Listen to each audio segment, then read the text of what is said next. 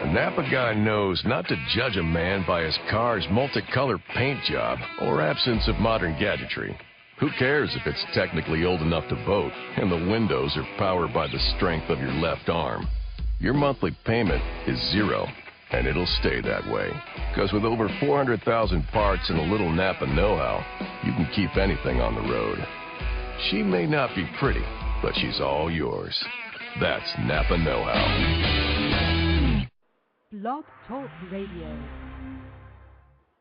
Well, good evening, folks.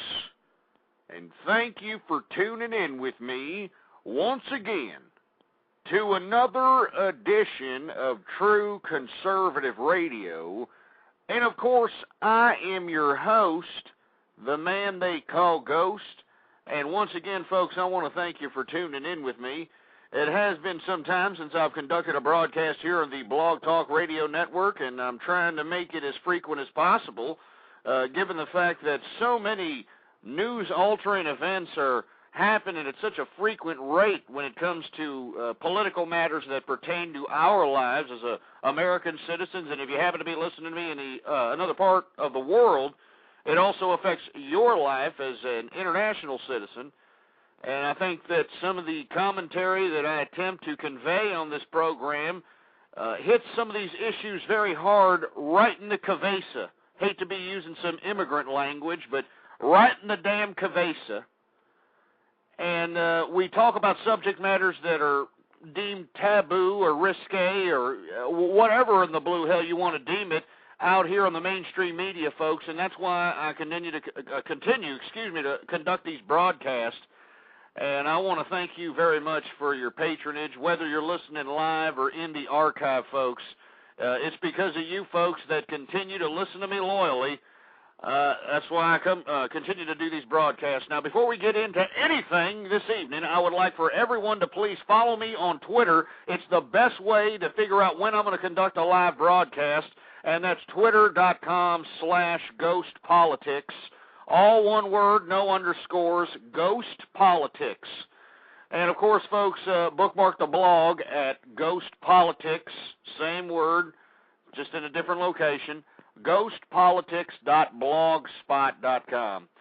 Now that we got that all the way, folks, I just wanted to go ahead and start off the discussion in the political arena, the first thing on the agenda.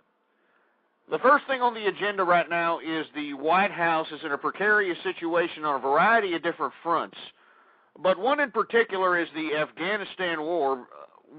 The Afghanistan war this month has been a horrible war for the United States and those that are serving out there.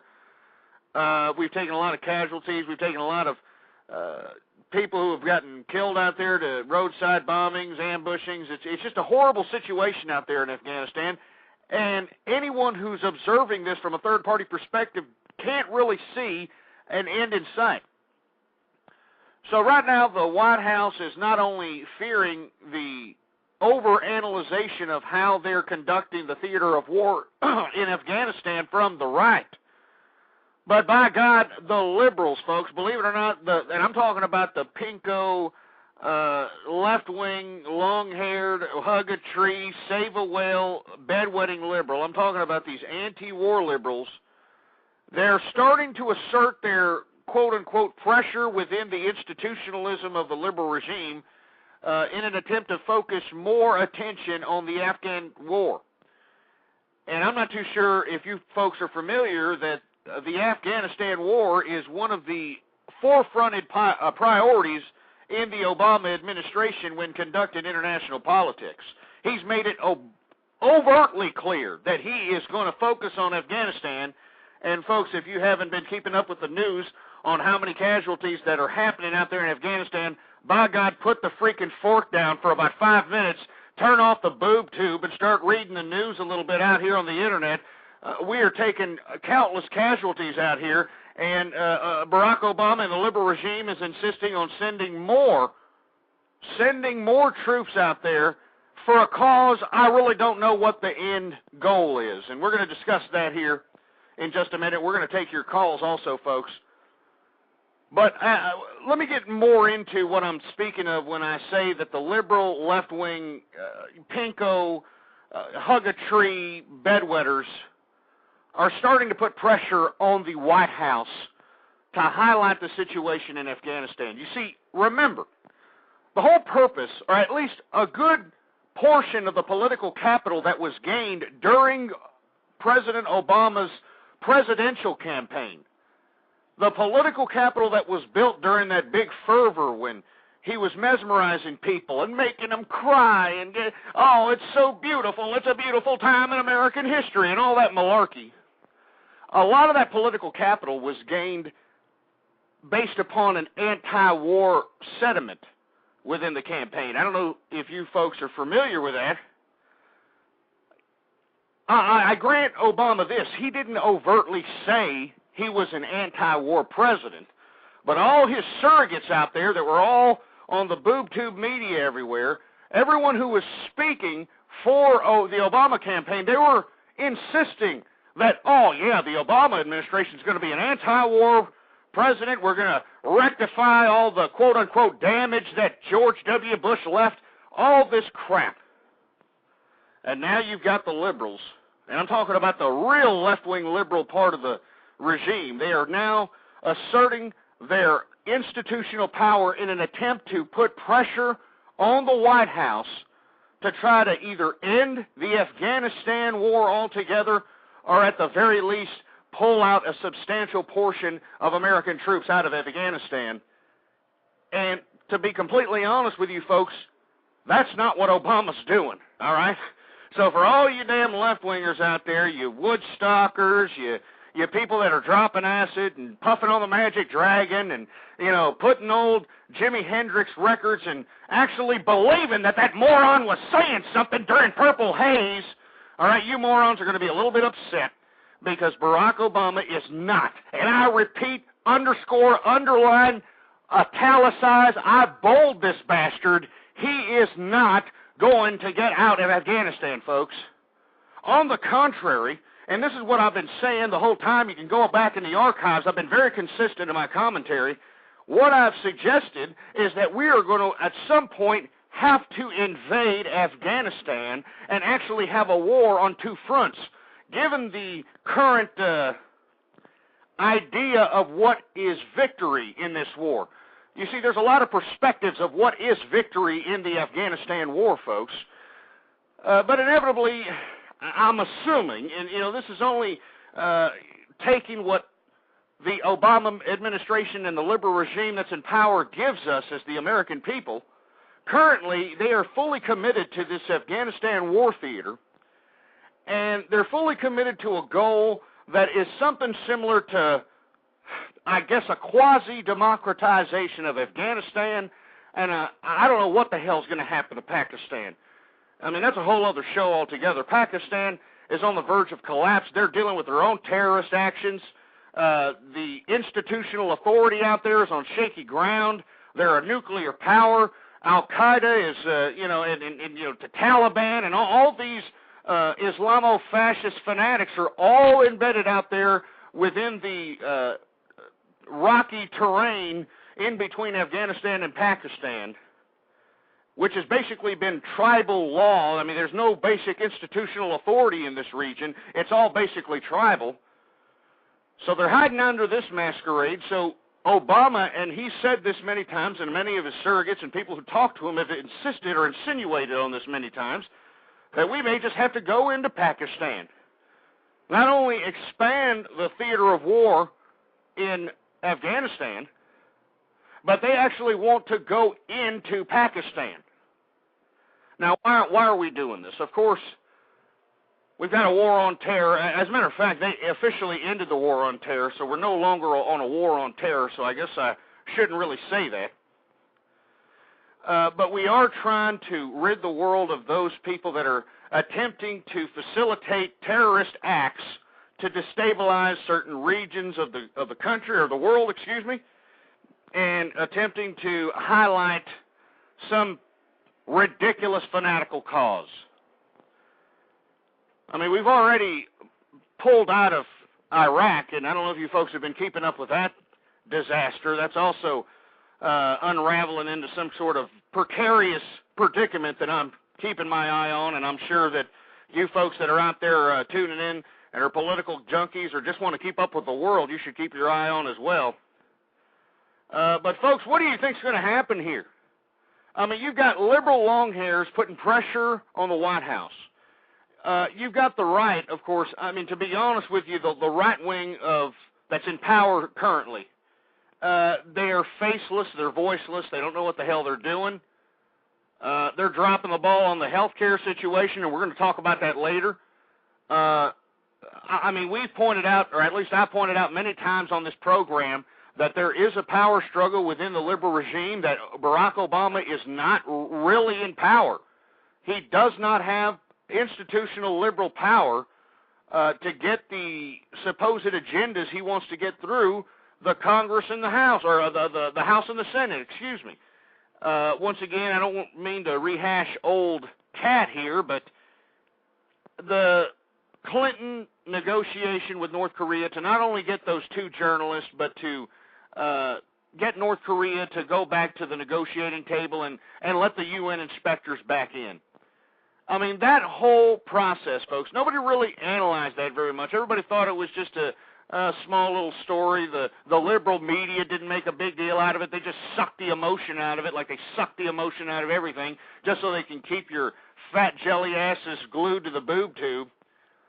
But that, by Bill Clinton as a quote-unquote private citizen going to North Korea, and not only, I mean, you know, the two bimbos that were out there getting captured because they were wandering around out there, that was not the reason why Clinton went out there. It was a good cover story. I mean, don't get me wrong, it's good publicity. But in actuality, folks, Bill Clinton going out there to North Korea was basically a vulgar display of institutionalist liberal power, and it basically slapped Barack Obama back into place and said, hey, wait a minute, Barack, we know you won the election. We know that you've got the imbecilic American public falling hook, line, and sinker to your Johnny Appleseed rhetoric, but when it comes to the liberal institution, when it comes to the Democratic Party, the true controllers of this part of the political system are the Clintons. And what I mean by the Clintons, I'm talking about Bill, I'm talking about Hillary. And folks, by Bill going out there and taking it upon himself to go to North Korea, not only negotiate these two broads out there, but to actually get Kim Jong-il to bring back in the damn UN inspectors and all the IAEA inspectors and renegotiating the Joint Framework Agreement, all that garbage. He was able to do that as a private citizen, folks. That's a blatant disrespect. Anybody who knows politics knows that's a disrespect. It rendered Obama impotent, damn it. It rendered him out to be some ridiculous jagoff just sitting there. Because, look, I don't mean to rehash this, but it's important. It's important. What happened prior to this spectacle with these two broads, you know, wandering around the North Korean mountains out there looking for good footage to exploit?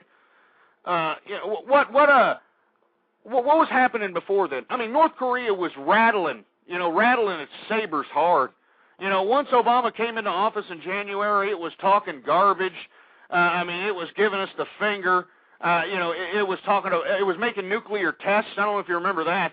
And then this past July 4th, North Korea went as far as to throw a freaking missile over the North Korean peninsula, the Asian peninsula, and close to Hawaii out here. And Obama did nothing.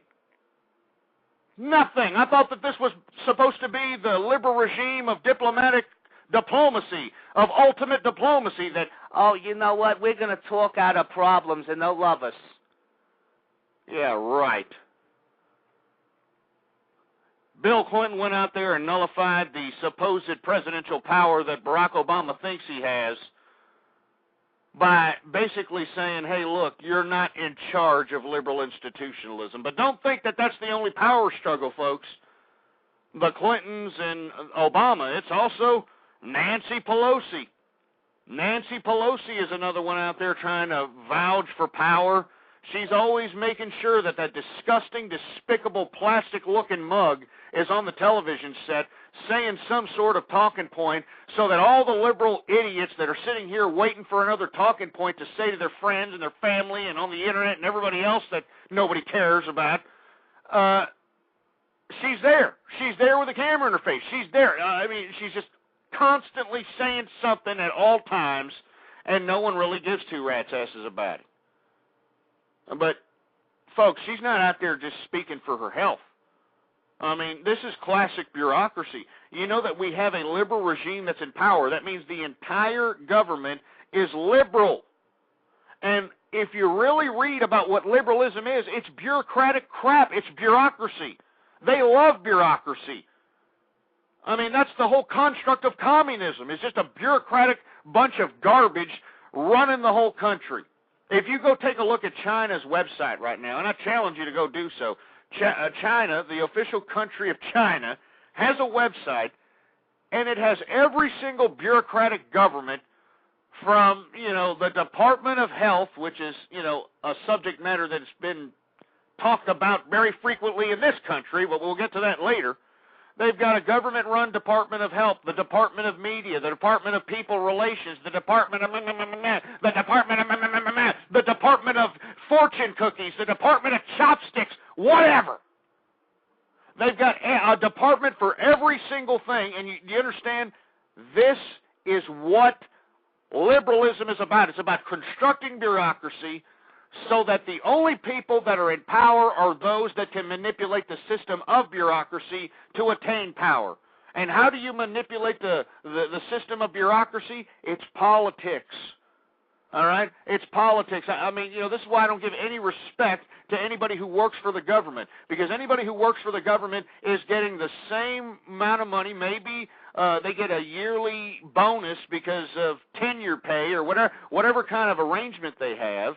It's a secure job, and let's be completely honest, you bureaucrats, you don't really have to do much for it. I mean, bureaucracies are made to have so many people in the wheel of bureaucracy that you're not even a spoke. You're not even the damn air in the tire.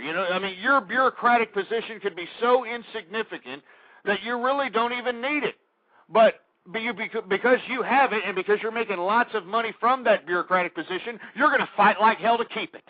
That's right, and that's what bureaucracy is all about, folks. That's why I'm a true conservative. I'm proud to be a damn true conservative, and I don't want bureaucracy in my life. I don't want the government in my life. I want America to be free like it should have been, like it's always meant to be.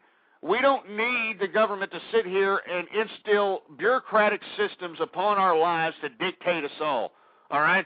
I mean, look at what they've done to the public education system, for heaven's sake. I challenge all of you one day, whenever you're in a restaurant or whenever you're patronizing an alcoholic beverage establishment or whenever you're in public in general, stop concentrating on doing whatever you're doing. Just take a step back and just start listening to people. Start, utilizing your ears and dissecting each and every conversation that's going on around you. And just listen to the amount of meaningless banter. Airheaded, ridiculous, just the most ridiculous conversations that you'll ever hear in your life. And they're going on around you right now. And you see, folks, this is what's really unfortunate. That the reason that we have such airheaded conversations, the reason that people are talking, about the most ridiculous subject matters is because of our ridiculous public education system that is government funded. All right? You want to know why there's no more technological innovation coming out of America? Because look at the American school system. You want to talk about why the average American out here can't name one branch of government? You look at the American public school system out here. You look at why people are pissing and moaning because they put themselves in debts honest men couldn't pay and decided to go out there and live off the high hog, and then when it came to actually paying their monthly expense to sustain that lifestyle, they get laid off, and once they get laid off, they can't pay that monthly payment. And as a result, that house they thought they owned, well, it gets foreclosed because they can't pay for it anymore. That car that they thought they owned, it gets repossessed because they can't pay that monthly payment any longer.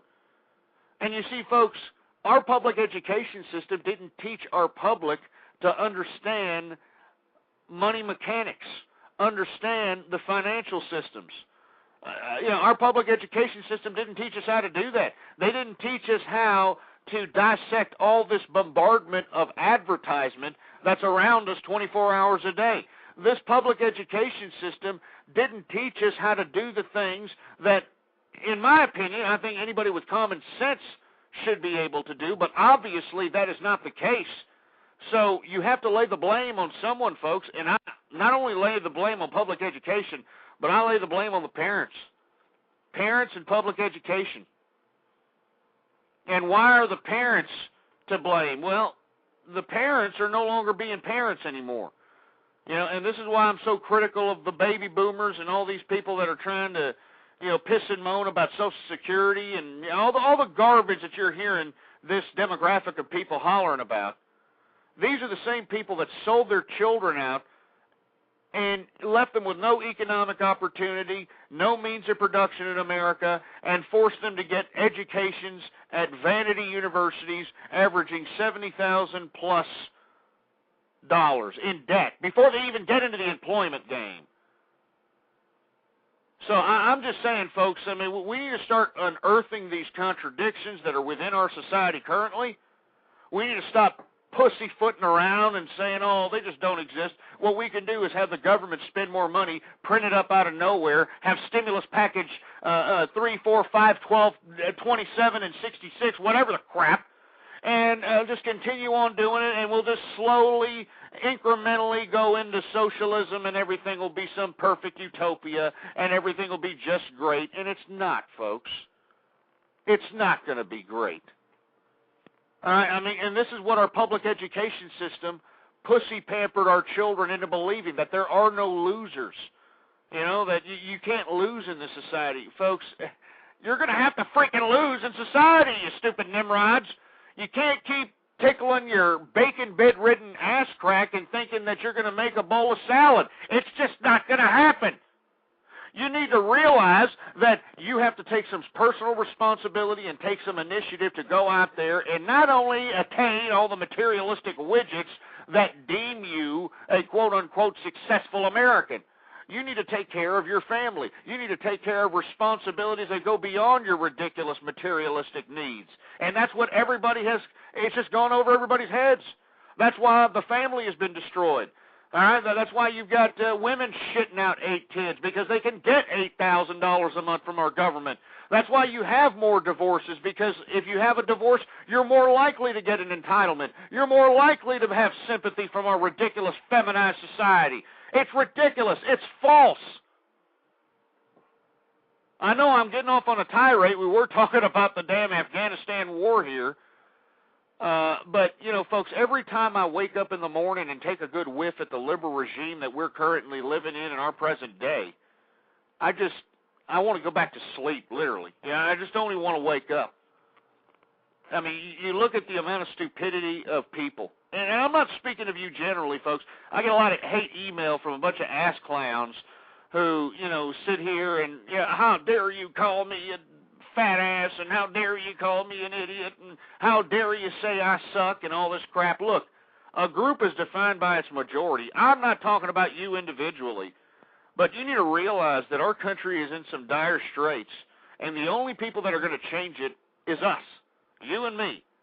And how are we going to change it? We need to change our mentality, and we need to understand that we can no longer be gluttons, mindless idiots whose only sole purpose is to consume large portions of food and obtain materialistic widgets, and realize that your fat, jelly-ass, consumeristic, loving Paris Hilton, dumb, idiot, imbecilic self has to take some kind of control of your political situation. And how do you take control of your political situation? By participating in it while you still have the freedom to do so.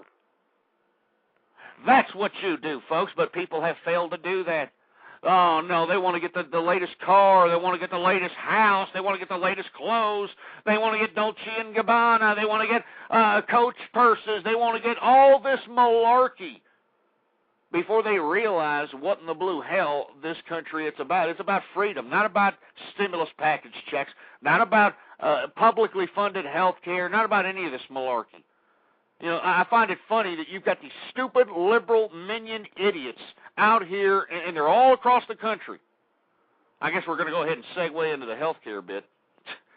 Anyway, before we get off into the healthcare bit, let me go ahead and stop there, and let me give you my synopsis of what's happening here in the Afghanistan situation. Don't mean to get off on a tirade, folks, and don't mean to switch gears here, but let me tell you, Barack Obama is going to continue with his ambitions in Afghanistan, possibly going into Pakistan. And, folks, he's already committed. He is beyond committed. So all you liberal long hairs that think that your little stupid institutionalist power of being a hold my hands and sing kumbaya type of ideology is going to somehow set precedent in Obama or the liberal regime's brain, you're sadly mistaken. And you need to realize that we're going to continue the Afghanistan war even though we're taking casualties. We're going to continue on and press on for some unknown goal. I don't know what the inevitable goal is, because you still have women walking around in burqas out there in Afghanistan, which I find personally offensive, even though all you stupid bull-dyke liberals like to accuse me of being, oh, he's anti-woman, oh, he hates mothers, oh, he hates this. You know, I find it funny that these stupid muff-diving feminists out here like to point the finger at me and like to write all these ridiculous, scolding, pathetic blogs about yours truly, about how I'm a misogynist and that I wish women were barefoot and pregnant and all this crap. But I find it personally hypocritical that we went into Afghanistan not only to rid the damn regime of that country, we didn't want the Taliban ruling over this damn Afghanistan country. And part of the Taliban being overthrown by us was at some point having these poor women that are being put in burqas and being billy clubbed out in the street if they look at another man, if they don't look at the ground, if they don't do the hopscotch on, I don't know what the hell it is. They're getting billy clubbed. I mean, they're getting killed like they're dogs.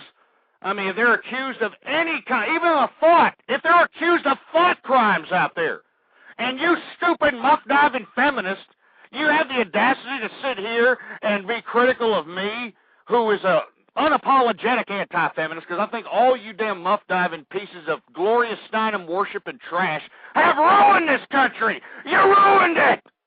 You have turned the modern-day woman into a subliminal prostitute that really doesn't care about having a family any longer and actually raising her children any longer. You've reduced family to a trivial concept thanks to feminism. All right? You've reduced woman liberation to some woman hopping around from penis to penis to penis like some loose-loosey whore bag straight out of the damn Las Vegas Strip, ready to go service somebody at the last shit stall at Caesar's Casino. And I'm not joking. I'm not trying to be facetious, folks. There's women in Afghanistan, and I strongly urge you all, too, to do a damn YouTube search, do a Google video search about Afghanistan women in these stupid, ridiculous beekeeper suit burqas that are forced to be in these ridiculous, grotesque abominations, and they're clubbed to death. I mean, just look at the video and see for yourself. And these stupid feminists have the audacity to piss and moan about America that, oh, you know, the women, we're so oppressed. We're so oppressed still, and we want to be in control of our bodies, and, you know, we're so demonified, and, you know, shut up! Shut your stupid mouth! It makes me sick to my stomach.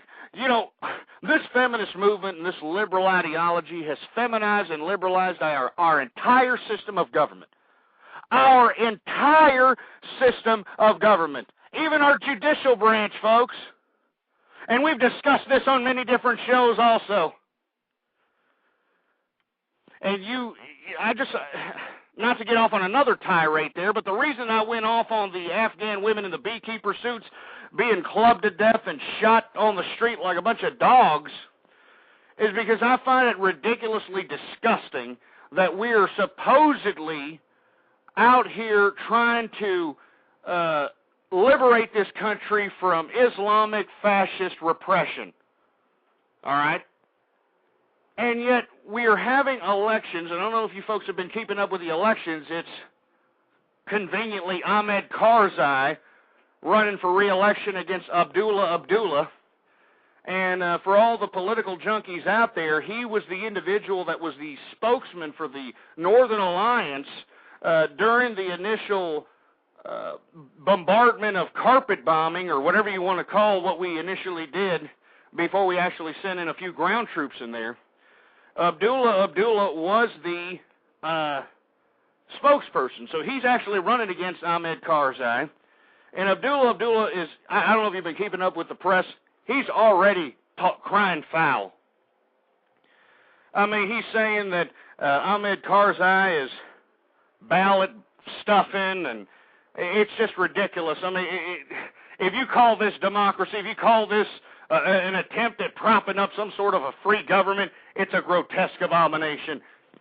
But you see, folks, we're having supposed free elections in Afghanistan, and yet women are still walking around out there in freaking beekeeper suits and burqas. You know, they're being, I mean, it's still Sharia law out there, whatever the hell you call that crap. Now, why aren't you feminists talking about that? That's what I want to know. You're real quick to come out here and come out with these scolding blogs about me. You go on these ridiculous forums and discuss me and my show. I mean, I had one feminist a couple of years ago email me and said that she wished she could chop off my head and menstruate down my throat. I mean, it's just, the lengths of what you damn feminists will go to in an attempt to silence someone like me who's attempting to facilitate commentary that'll spark some synapses in people's brains. Why aren't you crying about your fellow woman out there in Afghanistan who is, and let me tell you something, folks, I'm supposed to be the big bad wolf here. All right, because I don't feel compassion for single mothers in America, because I don't feel compassion, for these dirty dish rag whores out here that are having 8 kids from 8 different fathers, because I don't feel sorry for, whatever the crap. I mean, I am actually extending and showing empathy and compassion to the woman in Afghanistan. That is ridiculous. It's grotesque. I think that, we're committing troops out here, folks, American troops, out to this Afghanistan theater of combat. And we are still allowing these people to submit a whole population of their geographic area to this bondage. This is completely unwilling. And, I'm not trying to be Mr. Alan Alda here by any means, all right? I'm not trying to be Mr. Feminist, and I'm not trying to take the side of feminism, but I think it's completely grotesque that you have feminists out here who will point the finger at me and try to take me off the air and write sponsors, write the network, write all this crap, write blogs and forum posts and chat posts about yours truly, and yet, why don't you talk about the women out there? Anyway, the whole reason why I went in that old damn tirade is because if we're going to deem anything a success out of Afghanistan, we will never be able to deem it a success as long as women are being oppressed as the way they're being oppressed out there. That's just completely ridiculous.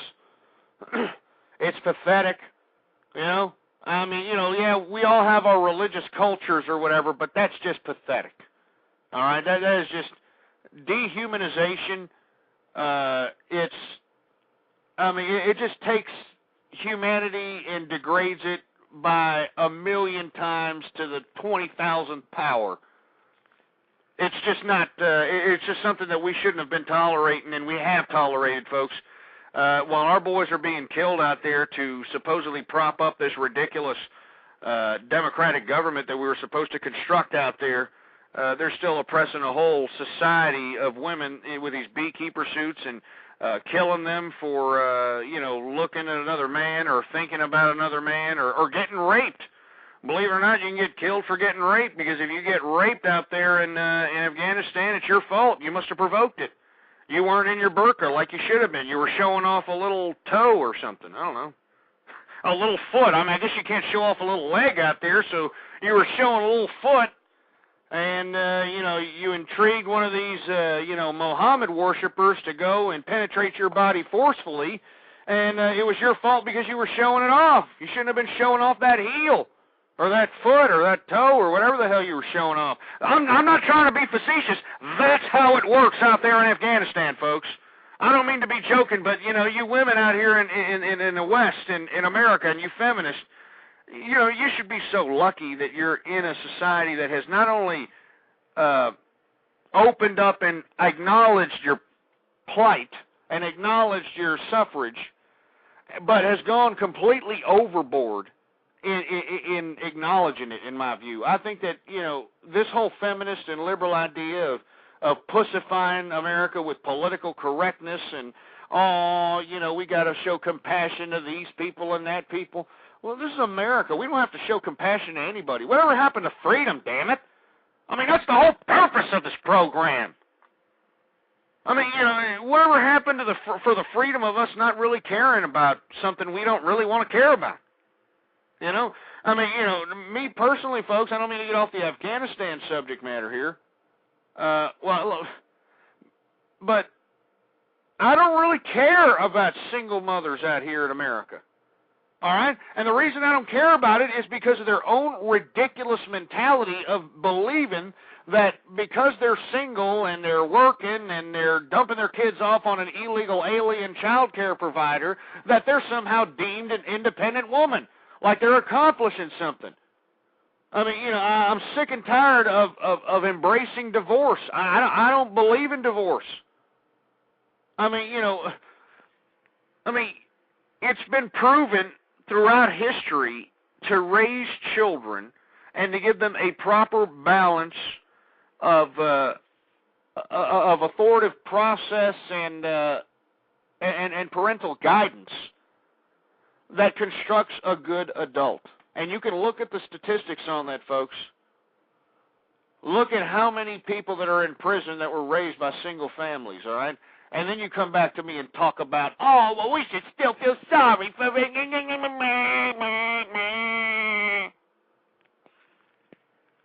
But anyway, back to Afghanistan here, folks. Like I said, I think that the Afghanistan war is going to continue. It's not going to stop. You damn liberal long hairs can continue to piss and moan and, throw the peace sign in the air and hold hands and sing Kumbaya and, start singing folk music and whatever the hell you think that's going to try to rile the feathers of the current administration. But they are fully committed to the Afghanistan theater of combat and expect a lot more casualties to come out of Afghanistan and expect a lot more troops to be deployed into that region. And I'm not saying that to be hyper-sensationalist. I'm saying that because it's going to be a fact. Anyway, folks, we're going to go ahead and talk about the healthcare situation.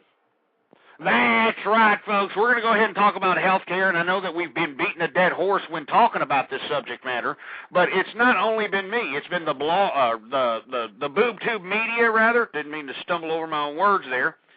But the boob tube media has been making it a focal point in our everyday lives. You've got these politicians holding these ridiculous sideshow town hall meetings out here that I don't know what they're trying to do. They're making a circus sideshow out of America, if you want my personal opinion. And if you don't believe me, go out and do a video search for town hall healthcare meetings and look at all the ruckus and ridiculous ignorance that's floating around on both sides of that political persuasion there.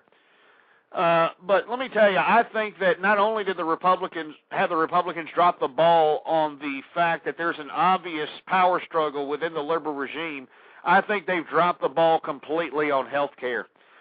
Because, folks, let me be frank with you. The only people that are buying this health care malarkey are the idiots that actually bought the, romantic teleprompter speeches that Barack Obama used to give during his presidential campaign.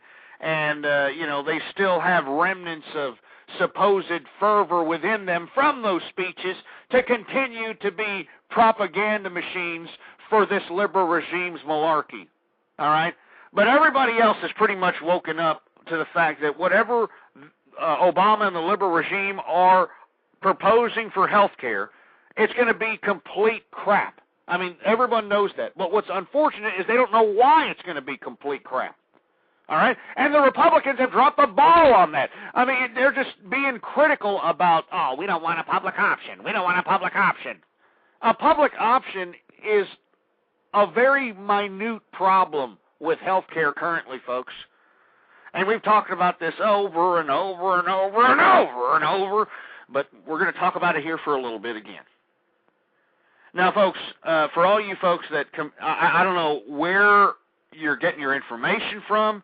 I know that the liberal talking heads are telling you folks to go out here and say that this public option is going to somehow equate to universal health care. It is not, you morons, all right? It is not universal health care. So, right off the bat, all you damn Kool-Aid drinkers out there that are at these town hall meetings, that are out here thinking that you're going to get, I don't know, health care for life, and I think these people believe that, you know, they can live to be 150 years old with government health care or something. I mean, that's how ignorant these people are. Remember, a lot of the American public are real stupid. I mean, just look at our advertising for a couple of days. I mean, really analyze some commercials, really analyze the advertising that's bombarding us on the Internet, and look at the pitch lines. Look at how they're advertising to us. It's like we're a bunch of, you know, fourth graders, fifth graders or something. Like we're a bunch of buffooneries, you know, like we still eat glue, you know?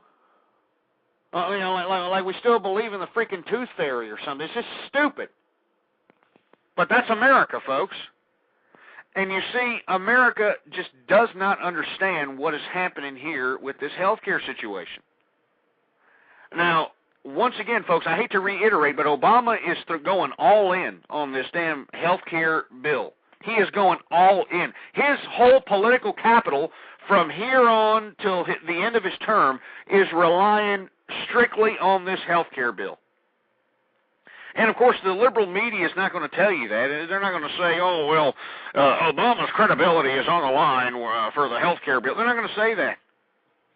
But, frankly, folks, because Bill Clinton nullified him when it comes to his international relations, and, you know, because Obama's kind of dropping the ball when it comes to the financial and economic situation of America, he has to show some sort of highlight that his administration was able to initiate that was groundbreaking and unprecedented. And healthcare is right up the alley of what is to do something unprecedented. And that's exactly what he's doing, folks. He's doing something unprecedented.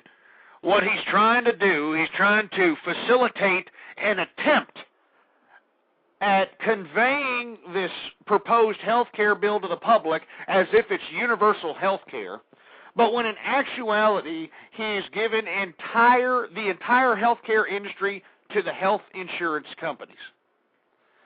And folks, I don't give a crap what kind of a liberal you are. I don't care how good of a, you can talk in front of a teleprompter. I don't care. What we need is we need the insurance companies out of health care. All right? Bottom line. And you see, the Republicans have dropped the ball on that. They're more worried about talking about ridiculous, pathetic debates. They don't even have a strategy for 010 over here when they could literally tip the scale of power if they just took the initiative and did something. But you want to know why the Republican Party's in shambles? Because they gave up on the conservatives, folks. That's right. Look back in my archives, folks. I talked about this all during the presidential elections. I talked about all this crap. I talked garbage about the Republican Party because I knew they had lost their conservative principles. They lost their idealism. They fell victim to the rhinos that infiltrated the Republican Party and converted them to a bunch of bedwetting, long-haired liberals. That's why you have a fragmented Republican Party. That's why you have a fragmented conservative movement. They liberalized it. And that's why you're going to have this liberal regime in power even after 010, folks. Because I don't foresee anything happening. No one is putting anything on the table that's going to give America any kind of optimism. And the reason is because we don't have any idealism anymore, folks. I hate to be talking in such abstract concepts, but we don't have any idealism anymore. No one's proposing any new ideas. You know, everybody's just out there saying the old gambit, the old crap. You know, if we want to really reform healthcare, why don't you just take the healthcare insurance company or the health insurance companies out? There should be no reason why patients are paying health insurance. I can understand why the doctors and the practitioners and the hospitals are paying insurance, because that's malpractice insurance, and rightfully so. I mean, you would hope if they have insurance, if they happen to conduct some malpractice, God forbid. But there should be no reason why patients are paying for insurance. Now, I don't mean to beat a dead horse, but please look at the cosmetic surgery industry and take a look at how it's evolved. 20 years ago, boob job, $25,000.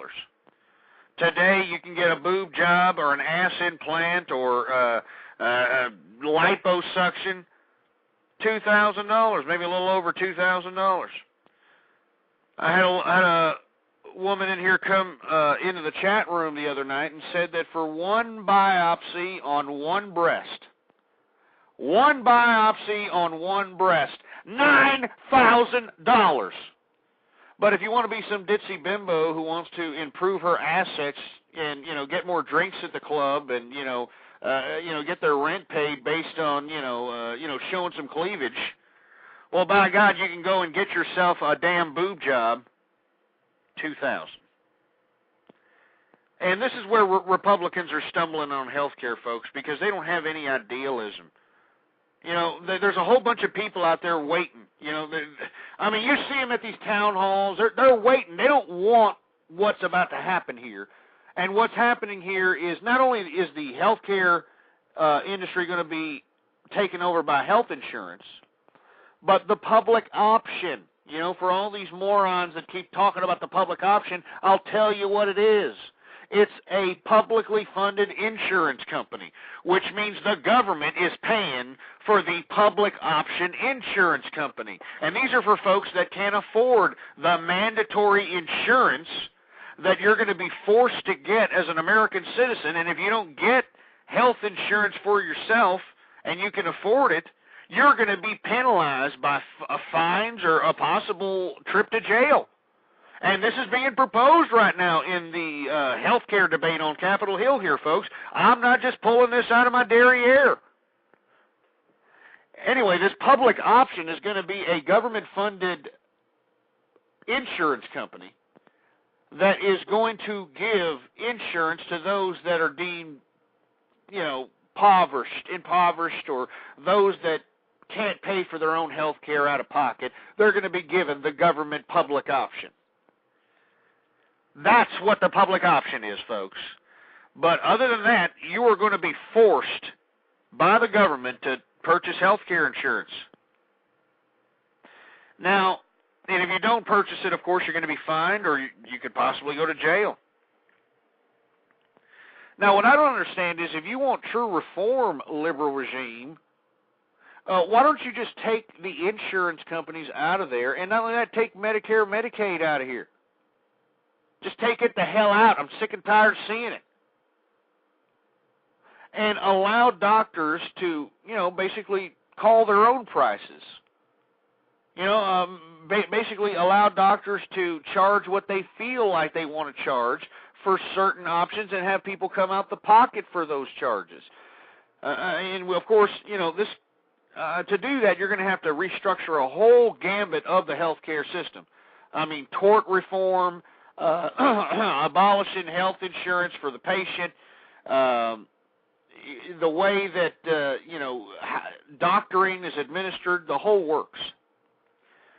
But by God, folks, we got a private cosmetic surgery industry where the insurance really doesn't play a pivotal part in their industry. I mean, it's starting to play a pivotal part because now that folks that get disfiguring diseases or breast cancer, they can go to these cosmetic surgeons and actually get a reconstruction done on the insurance dime. But that's a very small portion. Most of these people are coming out of the pocket paying $2,000 a pop to get themselves a new ass implant. You know, I mean, they've got revirginization surgery. Yeah, I'm not joking, folks. They've got, penis enlargement surgery.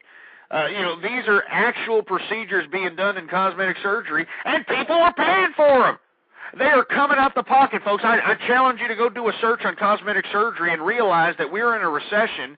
We're in one of the worst recessions of our time, and the cosmetic surgery industry is up the roof.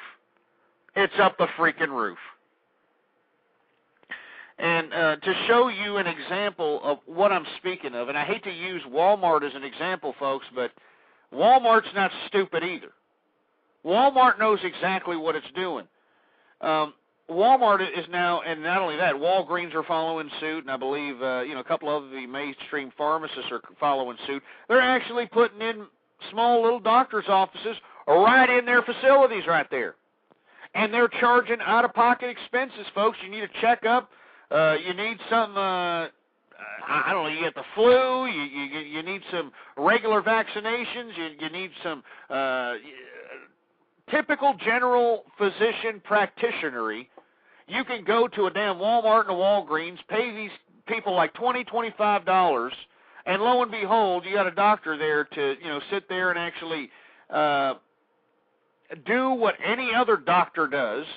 The only difference is that this doctor is actually going to want to help you, and they're actually going to direct you right there to their pharmacist, which I think is rather a little unethical, but hey, they're trying to produce a model that's going to be better than the public option, and by God, what Walmart is proposing at this point seems better. It seems better than what the government's proposing.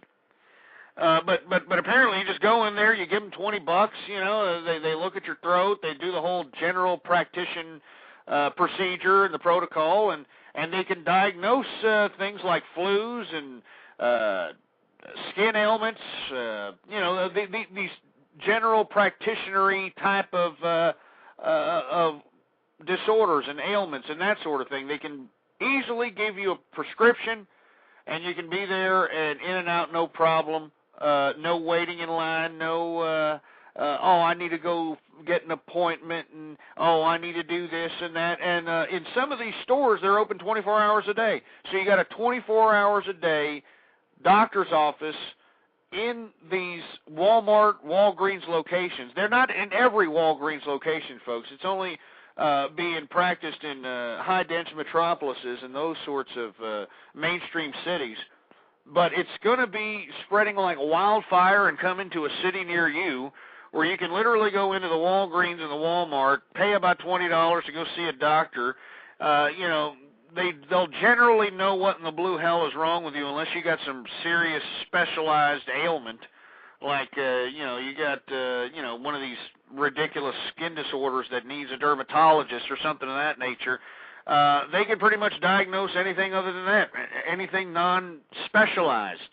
And if you got the flu, like the dumbass swine flu, you don't got to be sitting around in some stupid doctor's office where they're just taking their sweet time. They want to get people in and out and try to diagnose people. And if people got the flu, $20, give them a little checkup, make sure they don't have anything more extravagant, like, I hate to say extravagant, but a little bit more dangerous, like pneumonia or something even more serious. I mean, who even knows? But it's good to know that I don't necessarily have to have health insurance, well, even though I've got it, unfortunately, but I don't necessarily have to have health insurance to get these ailments taken care of. I mean, if you go to some of these general clinics now, these private clinics that are out here attempting to do what I'm proposing, and they're trying to do it in a climate of insurance-dominated health care, they're finding it hard to keep up at this point because the health insurance companies are the damn great Satan of health care. And if you ever go to one of these clinics, you're going to end up paying, a decent amount of money. I mean, it's not an overt amount of money. Like, if you go in and get a flu situation at one of these modern-day clinics, you're going to expect to drop at least $60, $70. It depends on all the procedure and protocol they go through and what kind of ailments you have, the whole 9 yards. But, folks, if we made it all privatized and we just allowed general practitioners and doctors and hospitals to do their job and allow these people to make profits based on money, on these people coming out the pocket to fix themselves. That's the way it should be, folks. All right? You're going to eat, artery clogging triple cheeseburgers. You're going to go out there and eat the nice T-bone steaks every single day. You're going to eat, sausage, buckets of cheese, and gallons of butter. And then you're going to want, to sit here and have somebody else take, the blame for your heart ailment? Absolutely not. I think that you should at least come out the pocket. Now, do I believe that heart uncloggings and heart stents and open heart surgery, do I believe that it should cost $100,000 or $70,000 or whatever it costs nowadays? No. But if it was all privatized, folks, I honestly believe that a heart surgery would cost the equivalent, or maybe a little bit more, than a damn boob job is currently in the cosmetic surgery market. And I'm sure as hell sure that most Americans could come out the pocket and not be financially devastated if they had to come out for a heart procedure and it was only going to dent them about, $2,000 to $3,000, $4,000, $5,000. And there should be no reason, to be honest with you folks, there should be no reason why open heart surgery and these types of tumor removals, there should be no reason why these procedures aren't $2,000, $5,000, $8,000, $10,000. There shouldn't be no reason for this. We have companies in America that have produced robotic open heart surgery machines. And that doesn't mean that some damn robot is doing the surgery technically, but it doesn't involve cracking open the chest cavity, all right, and literally cracking open your chest cavity and going into your heart to unclog an artery. It's 2 incisions within your rib cage, and there's little cameras that are within these rods that go into your chest, and you can literally be in and out within about 3 hours. And the recovery time is within about 2 weeks. 2 weeks. This is such an easy procedure, but why isn't it happening at your doctor's office, at your hospital? Because the damn thing costs too much, folks. The damn thing costs like $25 million. Now, why does the damn thing cost $25 million? Well, because there's not a high demand for that. Remember, folks, we have the insurance companies regulating the price of every single procedure known to man. So they're only going to give these damn hospitals so much money for a procedure like heart surgery. They're only going to give the practitioner so much money for a CAT scan. And that's why if you go to your hospital, folks, and you're trying to be diagnosed or you get a CAT scan of your body, that's why they make you still drink that chalky white milky crap that makes you want to gag up your breakfast. Well, you're not supposed to eat before you do that, but it makes you want to gag up. That's why they're still making you drink that crap. My grandma used to do that crap.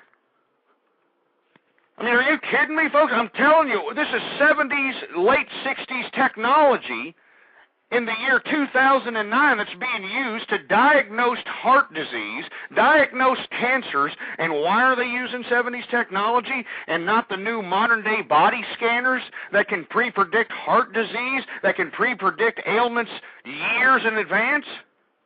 Because it costs too much.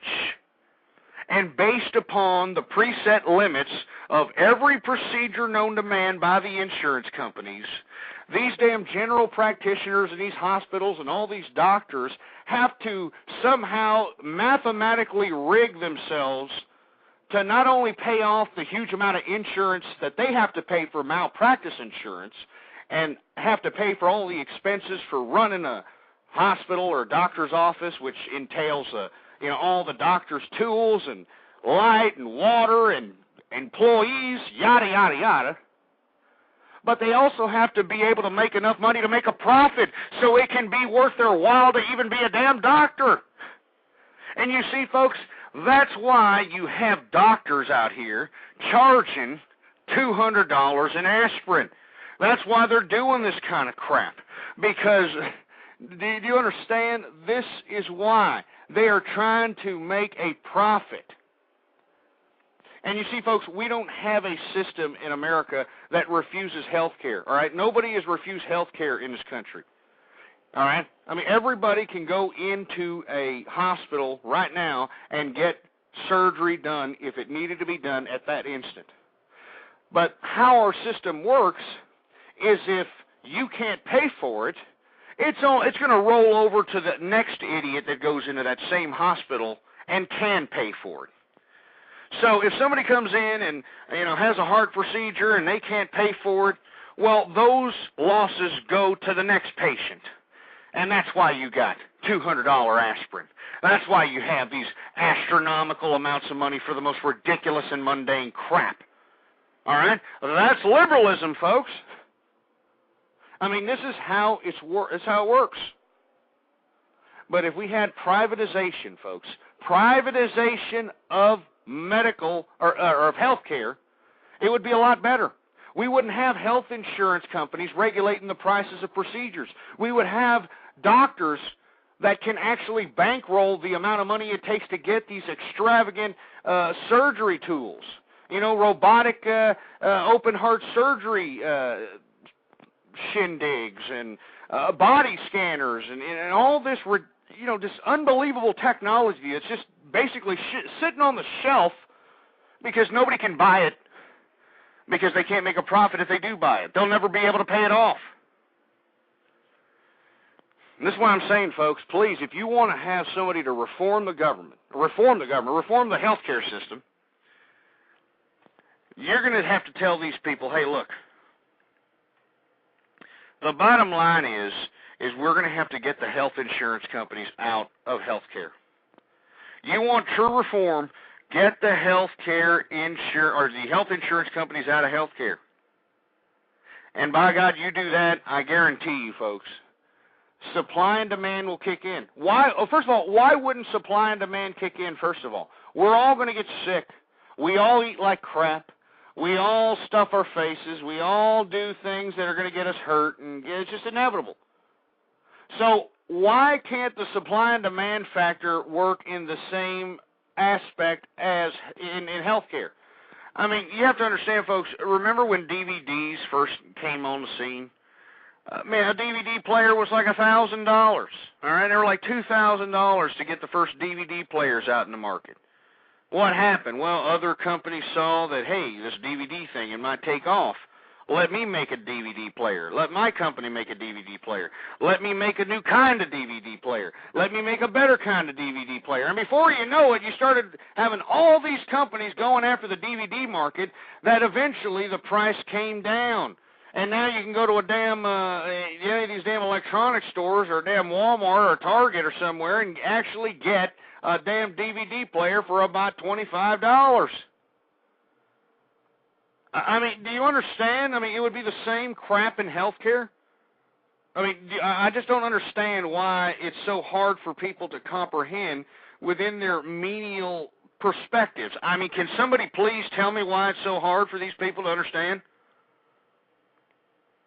Makes me sick, folks. Anyway, 646-652-4869. We're talking about Republicans stumbling on health care and everyone who's in opposition of this government-run or this government-instituted health care system. They're not doing the cause very much of a bit of good, really, folks. I mean, they're just basically stumbling along, these Republicans, and being a bunch of damn politicians, a bunch of greaseballs, and not informing the public that this so-called liberal regime that's supposed to be for the people and by the people and care about the people and compassionate for the people and for the poor and all this nonsense, why are they allowing the insurance companies, the same insurance companies they were so critical of for the past 30 years, why are they allowing them to take control of the whole damn insurance, or the whole damn healthcare system? Why are they doing that? Is that liberal reform here? Of course not, folks. That's why I'm saying take the health insurance companies out of healthcare, and by God, you're going to see some cheap damn healthcare out here, folks. I guarantee it. Just research it for yourself. All right. 646-652-4869. The next thing I want to talk about, folks, is going to be a very serious and a precarious subject matter.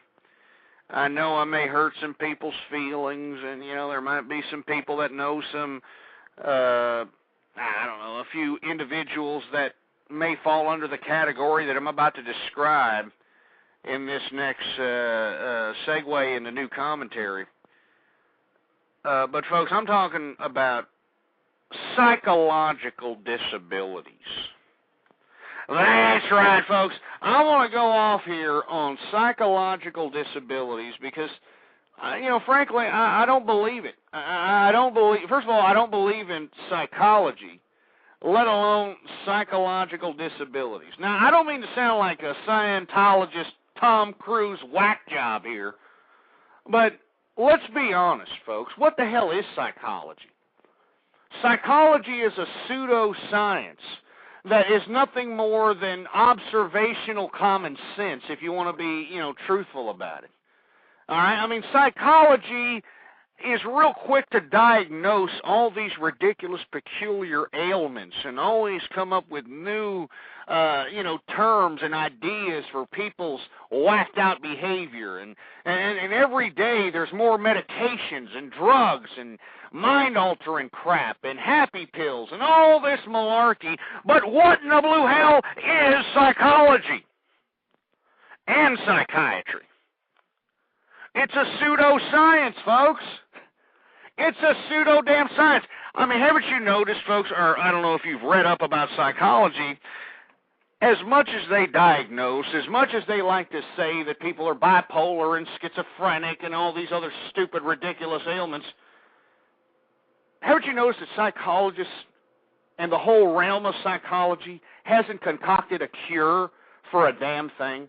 I mean, I don't know. I mean, it's just me. I mean, don't you think that if you have to put yourself in the same realm as science to legitimize yourself as an institution of science, don't you think that you have to find a cure for something?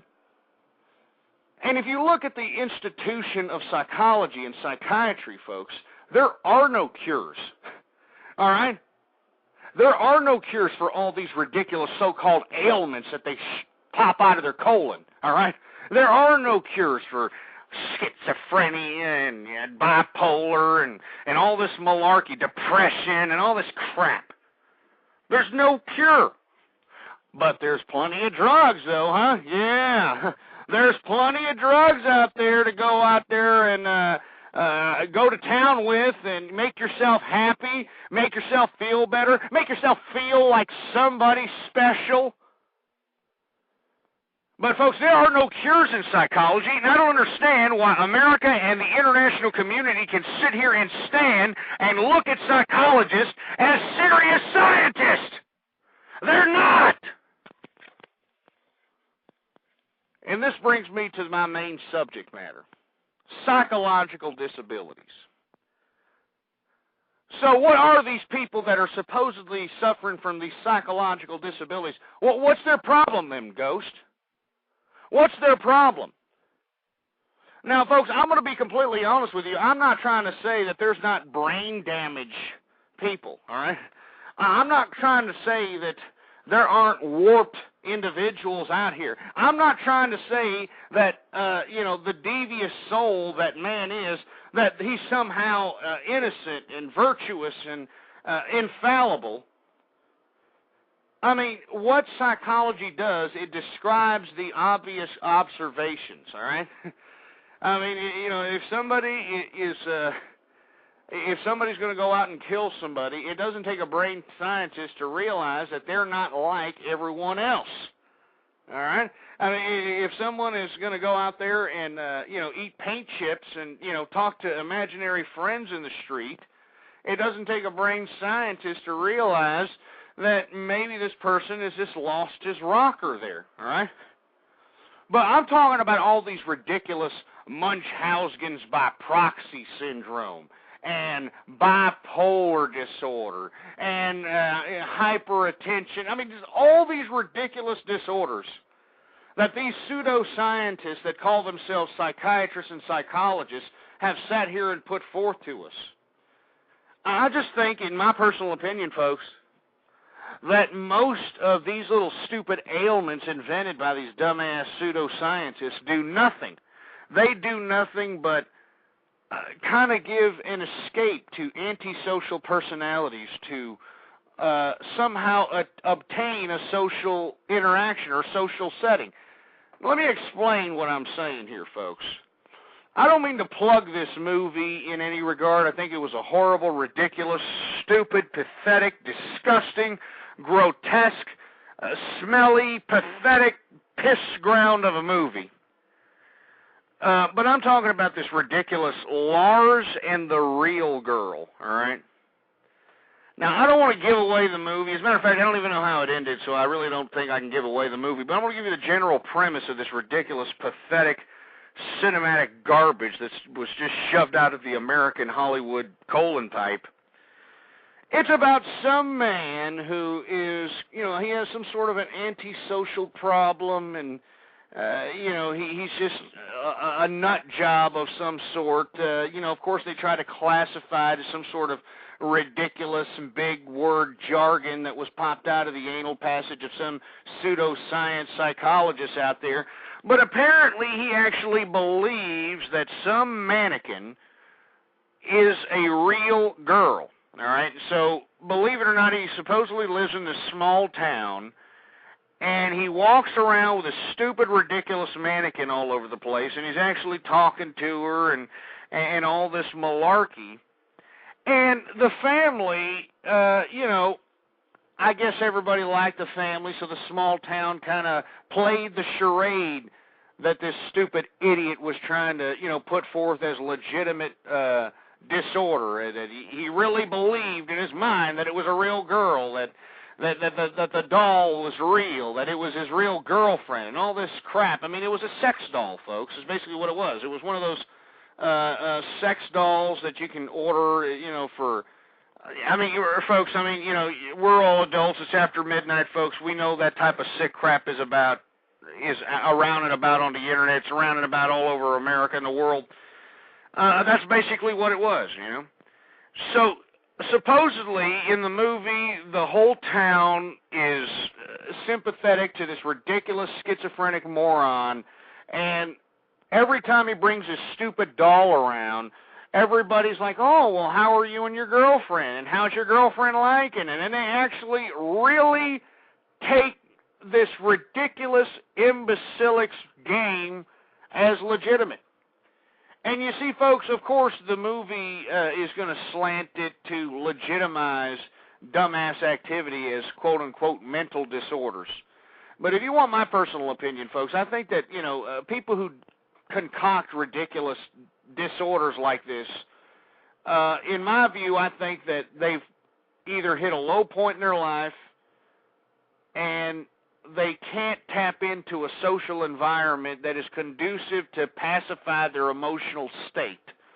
Now, what the hell does that mean? That means that whatever they're doing and whatever world that they're brought up in, it's not fulfilling them emotionally. Remember, people are stupid. They're especially in this pussy-whipped, political correct society.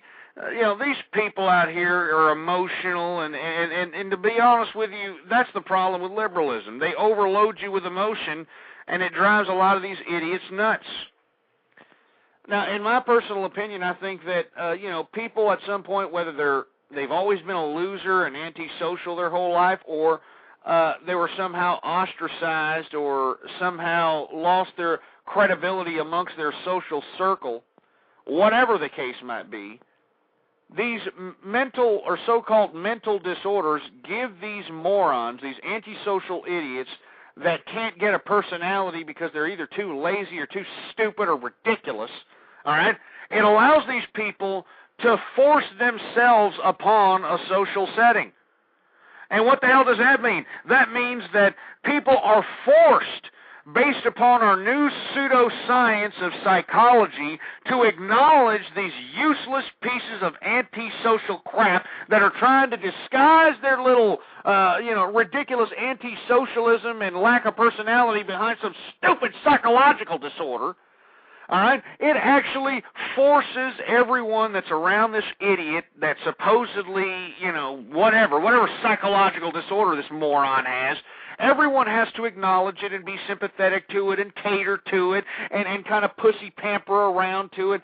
And folks, in my view, I think that that's what this pseudoscience of psychology has allowed people to do. They've allowed people to, fall under these so-called categories that some pseudoscientists, psychologists invent, and believe it or not, they utilize this to force themselves upon social settings they could not otherwise gain under regular environmental settings.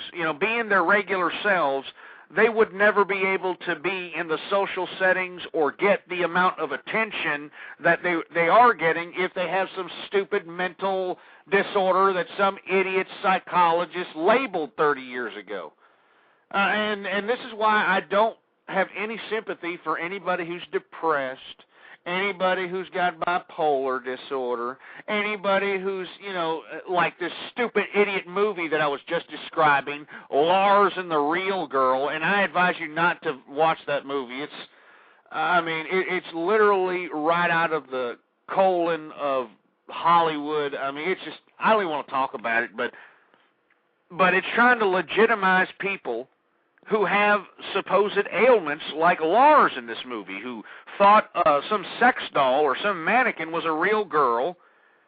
And in the movie, it even shows everyone that's in the environment, everybody that's around this stupid moron with a wax dummy doll, by his side everywhere. All these people had to pussy pamper this idiot because, oh, look at him, he's got a doll next to him, it's a mental handicap, and they actually acknowledged the doll. These stupid morons in this stupid movie were actually, acknowledging the doll, taking the doll out to separate, him from, it was ridiculous. But it just, what it did, folks? It reassured me something. It reassured me that psychology, psychiatrists, all this pseudoscience crap is exactly that, crap. And I am not going to show sympathy. I challenge everyone else, don't show sympathy to these morons that are out here pissing and moaning that they need this pill and that pill. You might as well do cocaine, if you're taking all this Zoloft and, Xanax and all this other crap, you might as well go ahead and take cocaine. You might as well puff the Magic Dragon, for heaven's sake. It's just stupid. It's ridiculous. And let me tell you, I'm sick personally of being in social arenas where you have to acknowledge some moron with a mental disorder or something. I don't show any compassion for that. I'm sorry. If I was to see this idiot Lars in this movie Lars and the Real Girl, if this idiot came around me with some stupid freaking wax dummy to some social event, and they expected me to sit here and acknowledge this stupid idiot's supposed mental disorder about him, carrying around a stupid doll as if it's his legitimate girlfriend? Are you kidding me? I would, first of all, you know what I would do, folks? You folks could probably hate me for life. I don't care. I would go to the kitchen, all right? I'd take the biggest butcher knife I could, all right? And you know what I would do? Right there, I'd say, how you doing, Lars? Hey, what does your girlfriend think about this? And I'd chop the damn dummy's head off. I'd chop the mannequin's head off right in front of Lars and start kicking it around like it was a damn soccer ball. That's what I would do. And I would like to see what Lars was going to do after that. Huh? What is he going to do after that? Oh, he's going to go freaked out, and everybody's going to go, oh, Lars, no, it's going to be okay. It's stupid. It's unbelievably stupid, folks. I mean, I'm sorry. I just do not show any compassion to anyone who has a mental disorder. Now, look, if you're one of these people that are out at war and are shell-shocked, you know, you are exposed to things that no one else would have seen, I understand that you may have some mental issues, but no psychologist is going to help you, all right? Especially prescribing you stupid drugs that are going to do nothing but just kind of cover the problem. And you might as well go ahead and become an alcoholic for that matter. You might as well go ahead and, you know, I mean, it doesn't make any sense. I mean, this psychology is a pseudoscience. They have not cured anything. Psychology and psychiatry has not cured a freaking thing since its beginning. How it's become a legitimate science, I have no idea, folks. So if you're out here thinking that some psychologist is correct by diagnosing your child with attention deficit disorder or hyperattention deficit disorder or hyper-depressed attention, I mean, there's so many variants now, folks. I mean, your jaw would drop if you saw the amount of ailments that are out here that you or your child or anyone can be classified under. It's just disgusting. And what's even more disgusting? Now, wait for this. I know that y'all are about to puke up what you had for dinner tonight once I tell you this, but because of this pseudo-psychological science, these people can get disability. That's right, folks. You know, you can say that you're some kind of bipolar moron and get $1,200 from Social Security. That's right, folks. And I'm not trying to tell you to go out and do it. It's being done. All right? I mean, let me tell you, all you got to do is say, I'm bipolar and start crying and be happy and, have some idiot psychologist, which you can, believe me, the whole concept of being a psychologist is to diagnose, all right? That's what a psychologist does. No one has ever went to a psychologist and said, well, the psychologist says, well, there's not really nothing wrong with you. I think that you're pretty much okay. Thank you very much. No psychologist has ever done that to any patient. None of them. And the whole concept of a psychologist is to diagnose, folks. So if you're going into a psychologist, you're going in to be diagnosed for something that who the hell knows even exists. And you mean to tell me you've got Social Security, my tax-paying dollars, your tax-paying dollars, paying for a bunch of stupid idiots, morons that are hyper-depressed or bipolar or all this other crap? I mean, are you crapping me? I mean, how did this happen, folks? And let me tell you something. If you happen to be one of these morons that are out here collecting, $1,500, $1,200 a month because you told the damn government that you were bipolar and you actually had a psychologist convinced of this, or, you convinced some psychologist that you were ultra-depressed or some other mental disability that damn Social Security pays for, and you're actually collecting money out here, you should be ashamed of yourself. You are a waste of human life, all right? Take that with your little mental handicap and smoke it, all right? You people that are collecting all this crap because, oh, yeah, I'm bipolar. I mean, folks, I'm not going to tell you what I do as far as my businesses are concerned, but let me tell you this, all right? I have to work with financing. In one of my businesses, I have to work with financing people. And I'm not talking about, big finance. I'm talking about, maybe getting approved for about $1,000, maybe $1,500, okay? Sometimes $2,000 plus. But typically you want to approve somebody for about $1,000, $1,500. I kid you not, folks, all right? I kid you not. I couldn't tell you how many people put down disability as an income. They put down disability, that they collect disability as a freaking income. And you know me, folks, I'm not going to sit here and be quiet. I'm going to be like, oh, man, you're disabled, or are you okay? I try to be, because remember, they're going to buy something from me, so I'm not going to insult them in their face, But, sometimes I'll ask them, like, are you okay? What's the matter? Are you're disabled? And they'll sit here and tell me, oh yeah, I've got bipolar disorder, and I'm depressed, and or they got a back injury, and yet they're walking up and down the damn shopping center all day long. It makes me sick.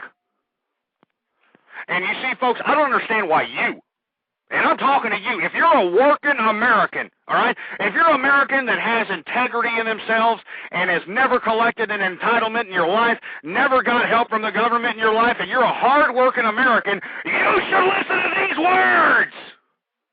I don't know how you can continue to pay for Social Security and Medicaid and Medicare and all these other taxes so that these ridiculous morons can sit here and be diagnosed some ridiculous mental disorder and actually collect $1,200, $1,500 from Social Security, and that's on top of whatever else they can qualify for in their federal government, in their state government, in their local government, in nonprofit organizations, with churches, the works. And you want me to feel pity upon people that are depressed? You want me to feel pity on people that are schizophrenic and all this other crap? I don't feel no pity for those pieces of crap. Hey, nobody said the world was going to be perfect. The world isn't fair, folks. All right? What you need to do is you need to get up off your fat asses and realize that you need to make a contribution. You need to make some kind of significant contribution to this society, because if you don't, you're nothing more than a waste of human flesh. And why should people fight for you if you're going to be nothing but a burden on our society? If you're one of these idiots sitting here continuously collecting all these entitlements, what makes you some kind of contribution to our society? Why should people who work and did things the right way, why should they fight for you in their society? They're not gonna. They're not gonna, damn it. So I'm warning all you folks that think that you're getting one over on the government out here. For all you idiots cashing in on all the Obama spending and the sympathy that he's given to all these losers out here, you better live it up while you can. Because I guarantee that true American people that don't want the government's assistance, that don't want the government's entitlements, that don't want a handout, but want an opportunity. That's what we want. We want more opportunity. We don't want a handout. We're finally going to stand up, and we're going to hold everyone accountable. Every single person who collected an entitlement, we're going to hold them people accountable, and we're going to make sure that we get that payment back with interest. Because it's my money, damn it. It's the taxpayers' money, damn it. Don't you understand that? If you're a worker, if you work hard for your money, if you get a paycheck every week or every 2 weeks, take a look at all the taxes that are being taken out of your check. They're being taken out of your freaking check by force before you even get the damn check in your hand. And that's to pay for all these ridiculous neurotic buffooneries that are out here trying to drain the emotional sympathy out of America so they can continue to collect these ridiculous entitlements.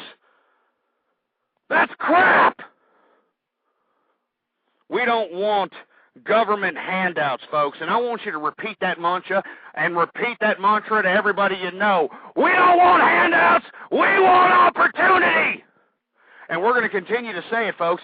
If you don't know your ass from your elbow, but you're against this liberal regime and you want to say something with any kind of substance, and you want to go to one of these town hall meetings, you want to go to an Obama rally, if you want to go somewhere to cause some ruckus, you need to repeat and scream out of the top of your lungs, we don't want a handout. We want opportunity. We don't want a handout. We want opportunity. We don't want a handout. We want opportunity. We don't want a government freaking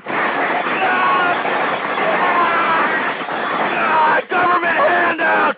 We want opportunity. Not no damn government handout. God damn, I love being a conservative, folks. I love being a damn conservative, I'll tell you that right now. I'd rather be a conservative than some damn liberal long hair out here trying to legitimize the ridiculousness of this communist, quasi-socialist, whatever you want to call this crap malarkey.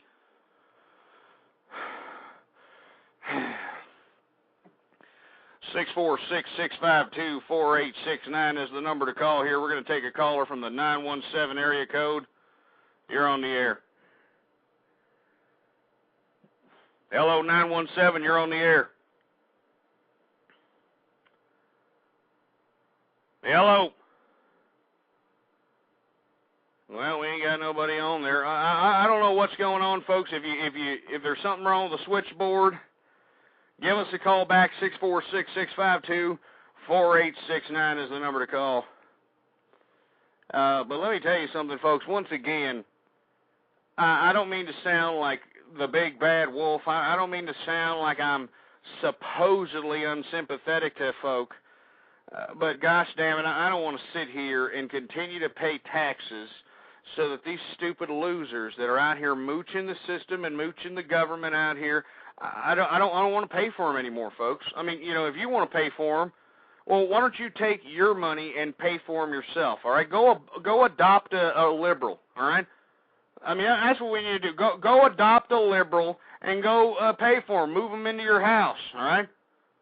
All right, have them smoke pot around your kids and, pay for their health care, pay for, all the artery-clogging cheeseburgers, and I mean, just pay for everything. Why don't you just go ahead and do that? Adopt a liberal, adopt a feminist. How about that? All right? I mean, we could make a show out of it. We'd be like, hey, if you happen to be a damn liberal, long-hair, bedwetting hippie or a damn feminist that loves entitlements and loves getting everything paid for by the government, well, by God, we've got to adopt a liberal, and we've got people that are sympathetic to the liberal cause, and they are going to take a liberal and adopt them. So who's the first liberal that we adopt here, huh? Who's the first liberal do we adopt? Cato Kalin. That's not the. I mean, I don't know if he's a liberal or not, but I'm sure he is. Cato Kalin is a perfect example of a liberal. Somebody who just mooches off of your damn guest house, doesn't pay you a damn 1 cent of rent. It doesn't do jack. I mean, there's things going on around the house, and he doesn't know whether he's coming or going. But Cato Kalin, why don't you adopt Cato Kalin? How about that there, liberals?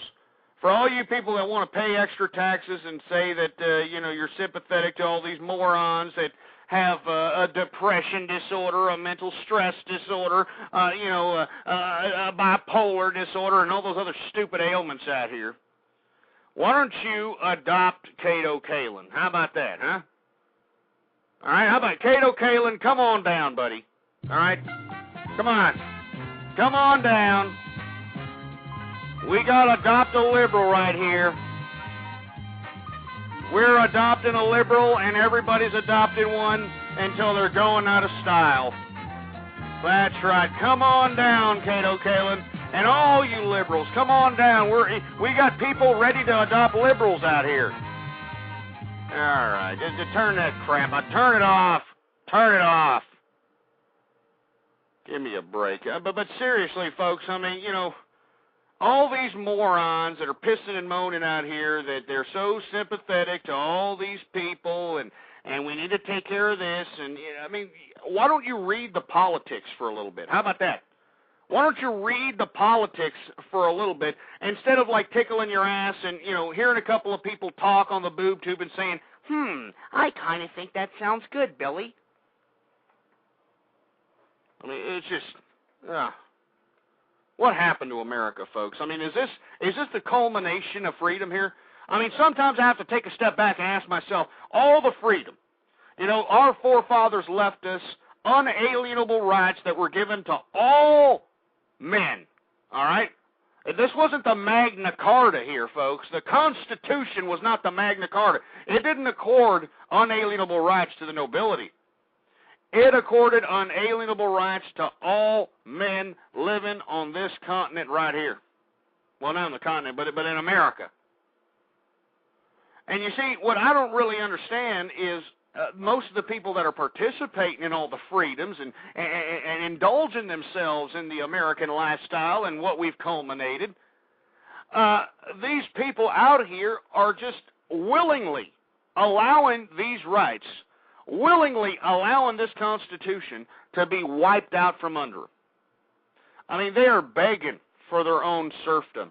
They are begging for their own subjugation into some sort of quasi-communist socialist regime out here. And it's sickening. It's sickening to see these people. I mean, the ignorance that is running rampant in America is nauseating. I mean, it makes my balls hurt, you know, not to be so graphic. I mean, good Lord. But this is America, huh, folks? This is it right here. Where we're giving $1,500 a month to some idiot who's claiming he's got bipolar disorder. I mean, it's just stupid. It's just ridiculous. I mean, you know, once again, I'm like at that point of the show, folks, where I'm just jaded, you know. Let me lay down for a second. Why don't you all be my psychologist? Let's go ahead and have a shrink session here. Let me go ahead and lay down.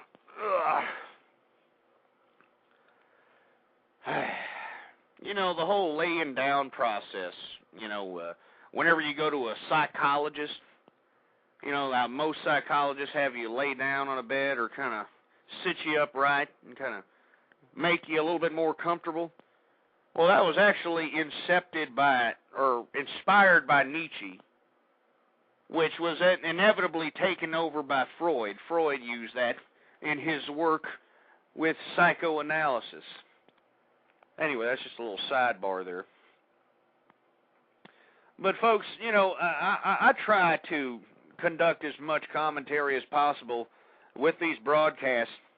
I know that I ruffle feathers, and believe me, folks, I take a lot of heat for a lot of the things I say on this broadcast. I've been threatened to be taken off the air a variety of different times. I've got people threatening me. You know, they're threatening my life. They're threatening my family. You know, you got feminist groups out here, you know, threatening to do all kinds of malarkey to me. And why, folks? I mean, why exactly have I become such a big, bad person?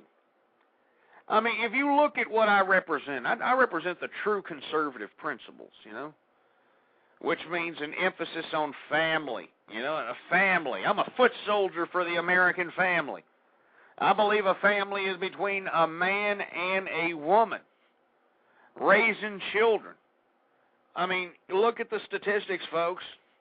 Look at how many people that are in prison right now came from single-parent families, and your jaw's going to freaking drop.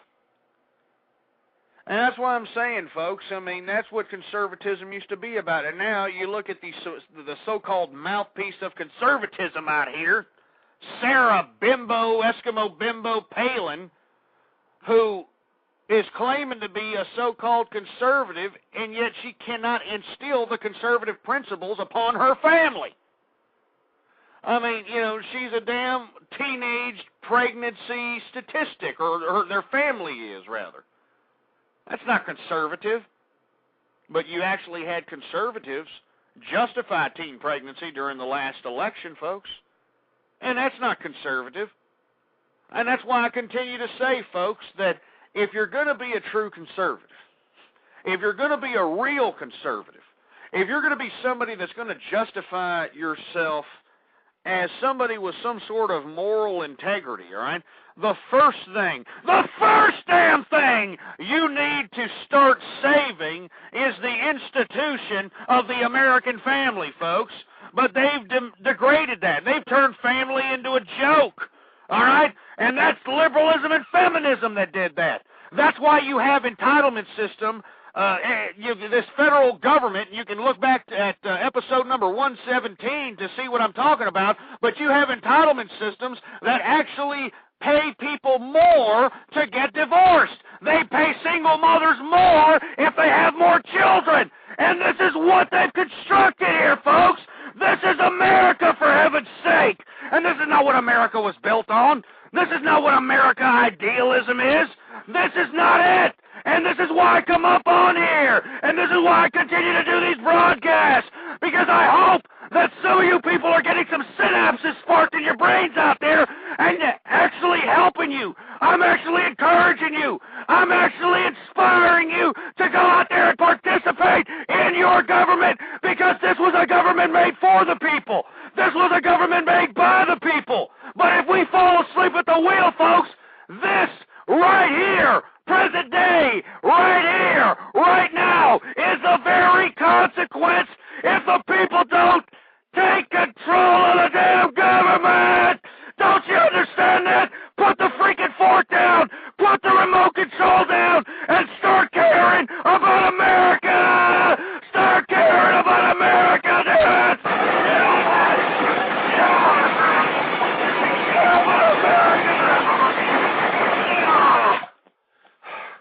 Start caring about our country, damn it! Piece of crap! Start caring about this country and participate in this government! Go out there and confront these politicians! Go out there and force these politicians to answer questions! Go out there and force these politicians to be held accountable! Force them, damn it, you lazy pieces of American... Go out there and participate in the damn government!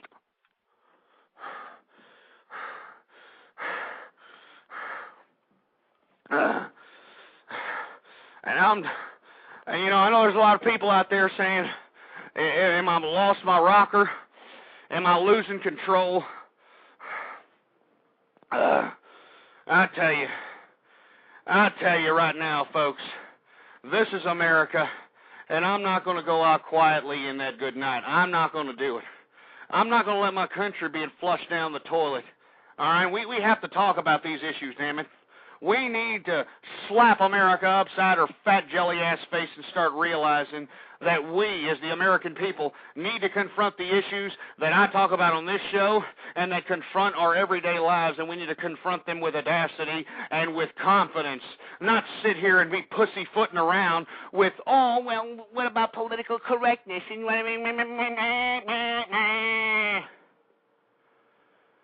It's ridiculous. Hey, look, I've got somebody in here, a supposed conservative, just left the room because, I'm talking about Sarah Palin. You damn Republicans, you're trying to take the moral high ground above these stupid, despicable atheist liberals. And because I'm telling the truth, I'm telling the honest truth about this blatant feminist, undercover liberal Eskimo bimbo, Sarah Palin, because I'm telling the truth, all of a sudden, I'm not going to stay here and listen to this. I'm leaving. This is America right here, folks, all right? Palin is a damn hypocrite, all right? And for all you damn Republicans that are trying to court her as the next presidential candidate, you people are morons. You people are idiots, and you should have your head examined, all right? This woman is an imbecile.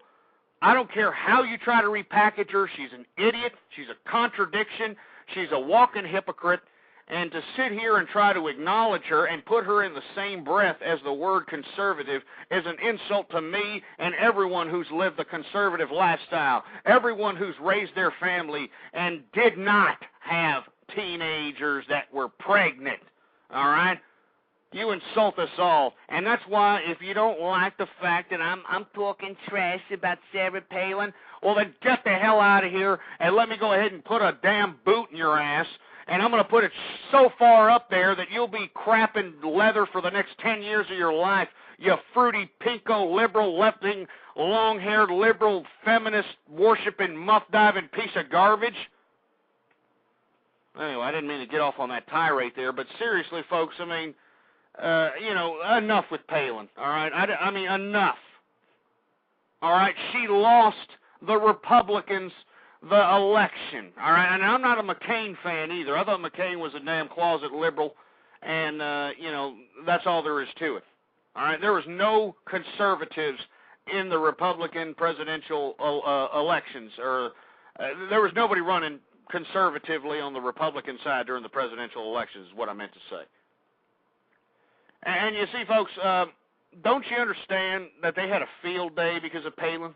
because she's an incompetent bimbo. I mean, I can tell just by looking at her that she's one of these bimbos that were able to get into, high positions of power and was able to slide through the bureaucratic chains of social arenas and government institutions and whatever it took. All right? Let me tell you something. I bet you money that she used her little cuteness, her little hair bun look with the little glasses, and she's gonna. I mean, she just looks like somebody who, with all due respect, I don't know if she did this or not. I'm not trying to make any accusations here, but she reminds me, in my opinion, of some bimbo who probably did some, sexual activities to attain her position of power. And I'm not saying that she did it, all right? I'm just saying, to me, when I looked at her and heard her speak during that ridiculous interview with Katie Couric, I thought that this broad was a complete imbecile, and how this idiot became governor of Alaska under the Republican name was beyond me. But you had people, I mean, they looked like liberals this past election, all right? They looked like liberals this past election.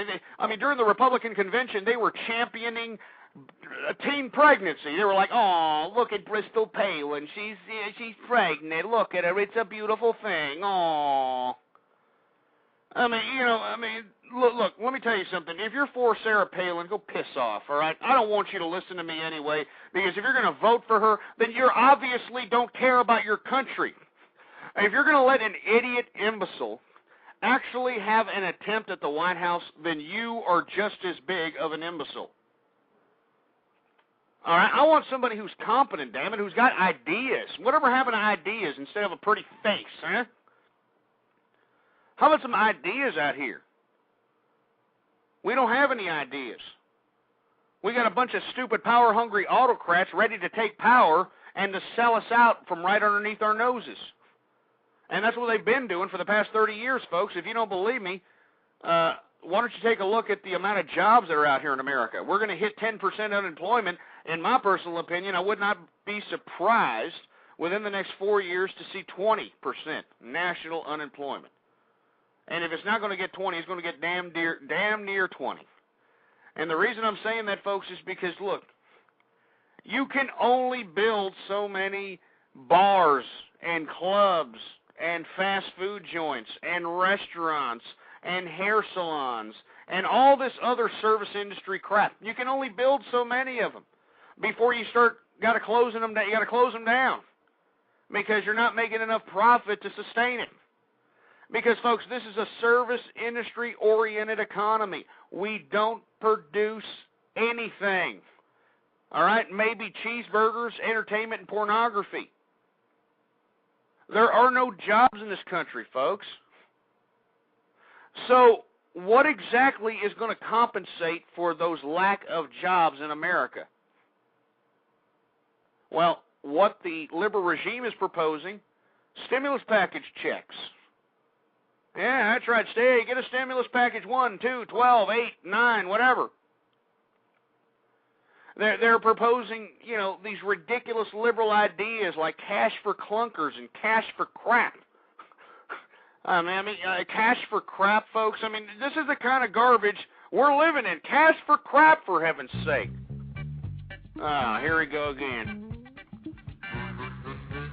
Cash for crap, folks. Junkyard America. Welcome to Junkyard America. This is it, folks. Get ready. This is the America that you're living in. This is it right here. Junkyard America. Yeehaw! All right. Turn that crap off. But seriously, that's what we're turning into, folks. We're turning into Junkyard America. We're actually calling progress American citizens going to their nearest dealership and trading in their latest or their old refrigerator, blender, or latest appliance for cash off of a damn car. This is the kind of garbage we have been reduced to. I mean, this was the damn capitalism mecca of the world. I mean, we were the bastions of capitalism, and now we have become the bastards of capitalism. All right? And for all you folks that want to, repeat a talking point out there, repeat that one. Say, you know what? You look around here, we got government entitlements coming our way. We got the government trying to instill more bureaucratic systems of government upon our lives. We got less economic opportunity, less investment in the private sector. I mean, we used to be the bastions of capitalism. Now we've become the bastards of capitalism. We used to be the bastions of capitalism. Now we're the bastards of capitalism. That sounds kind of a tongue twister, too, there. Anyway, folks, we got about 10 minutes left in the program, and we're going to start unwinding here in just a second. But before I get to the unwinding and the final word segment of this program, I would like for all of you, please, to bookmark the official website and add to your favorites the official website of the True Conservative Radio program, and that's blogtalkradio.com/ghost. That's blogtalkradio.com/ghost. And, folks, do me a favor and spread that link like wildfire. All right? I mean, spread it around the liberal blogs and the forums and the chat rooms. Spread it around everywhere, folks. I extend my hand to you. We need this type of commentary to be spread. We need synapses to be sparked into the American psyche so that we can cause true change, not the ridiculous, generic, rhetorical change that these ridiculous liberals touted during the presidential elections. I'm talking about true change, American change from the American people. I'm talking about going out there and participating in your government and actually backing up politicians that don't call themselves politicians but call themselves statesmen, and go out there and make sure that they hold themselves accountable to everything they do and how they conduct themselves while they're in positions of power, folks. We cannot overlook what these politicians do. We cannot overlook what these politicians say, and we have to hold them accountable for every single thing that they attempt to do, attempt to pass, attempt to facilitate, anything, folks. All right? We need it. We need it, folks. We need you out there as an individual to just talk to people. That's all you got to do, folks. Just talk to people. Whenever you're around a social arena, a group of friends, colleagues, family, just talk to them about some politics. Ask them some questions. What do you think about this? What do you think about that? And, folks, don't start fighting with these folks. Enlighten them. And how do you enlighten people? You expose the contradictions that are within. You expose the contradictions that are within the ideology of liberalism and feminism and make them blatantly apparent. Make them overtly apparent and rub it in the faces of those that actually believe that this liberalism and feminism has legitimacy. Rub it in their faces. But you have to unearth the contradictions that are within these ideologies, folks. And that's what I call upon you. If you want to be a true revolutionary in America, if you want to be somebody who's a true revolutionary for the American cause, then you take it upon yourself to go out there and speak to other people about political subject matters. Expose the contradictions of liberalism and feminism and rub it in the faces of all the minions that follow this ideology. Go out there and tell the people that are out there that don't know a damn thing other than the latest rodent on Paris Hilton's stinky rotten crotch. Go enlighten them about the situations in politics that affect their lives, that affect their pocketbooks, that affect their jobs. We need to enlighten these people, folks. We need to speak to these morons that don't understand the seriousness of the political system that dictates their very lives. And while we still have the Constitution, and while we still have the freedom of speech, why don't you use and abuse that freedom, folks? Go out there and tell the people how it is. Expose the contradictions. Expose them. Leave it open like a tanker and let everybody look at it ooze with disgusting, despicable infection, because that's what it is, folks. That's exactly what liberalism and feminism is. It's an infection. It's an open sore on the ass of America, and we need to heal it. We need to lance it, and we need to heal it, folks. And the only way we can do that is that you, as a true American, as a conservative, as a true conservative, going out there and initiating discourse with people, even if it gets a little heated. Even if it gets a little heated. Let me tell you something. You may not be persuading the person that you're debating against, but make sure that there's people listening. Make sure that there's people watching the debate, folks, because I guarantee you are, whether directly or indirectly, you're influencing those individuals' processes of political systems and political ideology. So take it upon yourself to insinuate debate with everyone. And that's no joke, folks. That's how these liberals won. That's how these liberals are out here. That's why they came to power, folks. They passed out pamphlets. They went out and protested. They did all this ridiculous malarkey. And they did it, and they were consistent with it for 30 years. And now look at them. But you see, folks, like with every communistic bureaucratic system, they're fighting themselves right now. That's why nothing's getting done. They're fighting themselves. They got their own power struggle. Bill Clinton is nullifying Barack Obama by going out there and negotiating the North Korean situation on his own. Obama, dropping the ball on the economy here in America. Barack Obama, putting his whole political capital on this health care plan. You've got Nancy Pelosi also initiating her own perspective of political persuasion. You got Harry Reid also trying to vouch for some sort of prominent position amongst the liberal institution. I mean, folks, there's a lot of things going on here. But the reason that these liberals and feminists are in power is because of their insistence and consistency of putting it in your faces, propaganda. But you see, what we're representing is not propaganda. It's the truth.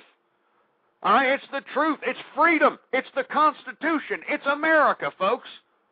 Fate is on our side, even though we are seeing and witnessing a side effect of ignorance in modern-day America. All right? It's on our side. We are on the side of goodness, folks. All right? We're not the ones that have to justify why single-parent families are the majority of the day. We're not the ones that have to justify why you've got all these entitlement systems basically pussy pampering the losers of society. Meanwhile, American workers are bared with the damn tax responsibility of taking care of the losers of America.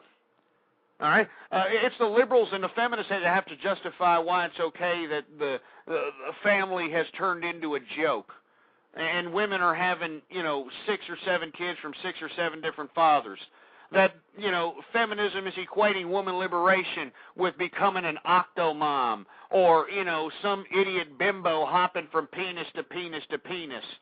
If you want to get a good whiff of what I'm talking about, take a look at that ridiculous abomination of Sex in the City and that ridiculous, grotesque program called Desperate Housewives. And that right there is what woman liberation has been reduced to, thanks to modern-day feminism, folks. So that's what I'm telling you right now. That's what I'm saying. We need to get out of this situation. We need to get out of this situation, and we need your help. Your help, folks. If you are in disagreement with this liberal regime, well, go out there and say something then. Go out there and tell somebody about it. Anyway, folks, we got 2 minutes left in the program. I don't know when I'm going to have another broadcast, but once again, the quickest and fastest and easiest way to figure that out is to add me and follow me on your Twitter accounts. That's twitter.com/ghostpolitics. And make sure to follow me, too, folks, because let me tell you, the only time I ever update my Twitter page is when I'm about to do a broadcast, and you will be the first ones notified if you happen to be following the True Conservative Radio program via Twitter. So do that, Ghost Politics, all one word, no underscores. Ghost Politics is the Twitter account. And also, folks, please bookmark the blog.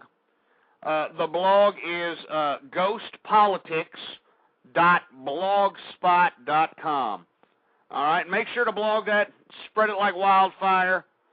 And once again, folks, I think it goes without saying to add to your favorites and bookmark the official website of the True Conservative Radio program.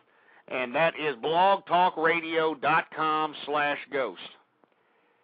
Anyway, folks, I want to thank everybody for tuning in with me, whether it's live or in the archive, folks. Whether you hate me, whether you love me, I continue to do this program because you're listening, so continue to listen. Encourage other folks to listen, folks. Email the programs, post it on the forums, post it on the blogs. I need your help, all right? I'm not out here trying to, pump money into advertising and trying to become some big-time personality out here. What I'm trying to do is convey conservative commentary. And the more people that are exposed to conservative commentary, the more synapses in brains that are sparking, the more possible that we'll have some idealism in America. So please, folks, spread the word about True Conservative Radio, blogtalkradio.com/ghost. And by the way, folks, please patronize the sponsors, all right? Go to ghostpolitics.blogspot.com and patronize those damn sponsors. Help out the program. It's just a freaking click, damn it. It's just a freaking click. And also patronize the sponsors on blogtalkradio.com/ghost. Please, folks, anybody who advertises for the True Conservative Radio program is a definite patriot, because this is a very controversial program, and we piss a lot of people off. Anyway, folks, thank you very much. Long live the True Conservative movement, and death, death, death to feminism. Do you like turkey sandwiches? Then you'll love the new premium carb turkey and bacon sub at Subway restaurants.